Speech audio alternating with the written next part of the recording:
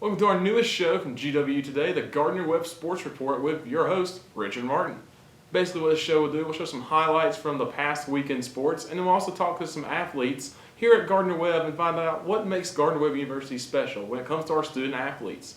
And also, we'll look ahead to the next week, so that way you can prepare for some Gardner-Webb running bulldog action. Entering its second season, Gardner-Webb lacrosse has a brand new head coach, and they face many tough challenges with a daunting schedule. We caught up with Coach Jillian Crick this week to find out more about the women's lacrosse team. Entering its second year at Gardner-Webb, women's lacrosse has a new outlook and a new coach as Jillian Crick takes over as head coach of the women's lacrosse program. I think our outlook is just, to really focus on improving from last year. We have our returners are great, our freshmen are great. We're just looking to constantly be getting better. I think as a second-year program, people kind of underestimate us. Going from 14 players to 22 makes a huge difference. And I think what we've seen in practice, like the challenging, the competitiveness, the competitiveness of working hard and, bringing it to the next level. The women's team has been preparing all season for this as they have started in August with 5 a.m. workouts.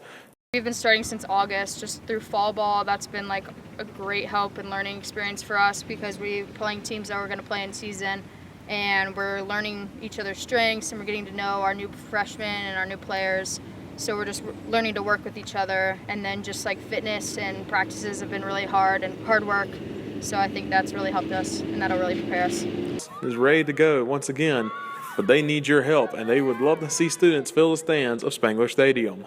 They should definitely come because we're a lot of fun to watch. Like, we're pretty crazy out there. It's a new sport. It's a rough sport, and I know people like watching sticks being hit on each other and everything. So we would really love people there because it really gets us like fired up when there's a bunch of people in the stands. The women's lacrosse team will be in action this Friday at 4 o'clock in Gaffney, South Carolina at Saints Field, and then they'll be back home this Sunday afternoon in Spangler Stadium against ACC foe Virginia Tech. Last week, the Gardner-Webb swim team hosted their final home meet of the year, meaning it was senior day for many athletes. We caught up with some of the senior swimmers on how their 4 years at Gardner-Webb have been. Today was senior day at Boss Gym as fans, family, and friends all packed the swimming pool to see their Gardner-Webb swimmers swim for one last time. Did Nathan Lyle, who is the first ever Olympic qualifier in Gardner-Webb history and who currently holds 15 school records. It's Susie Ward, who is the first swimmer to graduate as an athletic training major in 17 years. Also, senior Georgie Graves became the first ever swimmer in Gardner-Webb history to swim for 4 years straight and graduate as a nursing major. We caught up with two more senior swimmers on how their 4 years at Gardner-Webb have been. I would definitely have to say it's been challenging, but it's been worth it. The family atmosphere of the team has been what's kept me through and pushed me for these 4 years. And everyone's dedication to excellence has made me want to finish strong for the team and for myself. With this amazing team and amazing coaches, and really it shaped who we were throughout college, and in the most positive of a way. The swim team will look to continue their success at the CCSA Conference Championships at the University of Georgia, February 17th through February 20th, as many swimmers look to qualify for the NCAA tournament as well. This Sunday is the biggest football event of the year, Super Bowl 50. From the AFC, it's the Denver Broncos. From the NFC, it's the hometown Carolina Panthers. And there have been many storylines to this game. Can Peyton Manning ride out in the sunset with one more Super Bowl win? Or will Cam Newton finally silence the haters, and will the Panthers get their first ever Super Bowl title? This is going to be a fantastic game when the two teams meet in Santa Clara, California.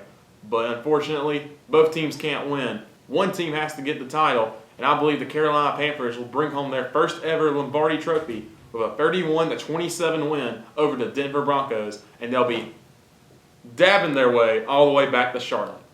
Now that I have lost all respect for the dab and myself, let's look ahead at this week in Gardner-Webb athletics. First, on February 1st, the women's basketball team will be at home to Campbell at 7 p.m. Women's basketball currently sits at second place in the Big South Conference standings. On February 2nd, the women's tennis team will be at home to Limestone at 2 p.m. at the Gardner-Webb tennis courts. This Friday, lots of events this Friday as well, as women's tennis will be home again at 2 p.m. against USC Upstate on Friday, February 5th. And after that, go to Paul Porter Arena as the wrestling team comes back home to take on the Citadel at 6 p.m. And on Saturday, it's a basketball doubleheader. The women play Winthrop at 2 p.m. while the men play Presbyterian College at 4:30.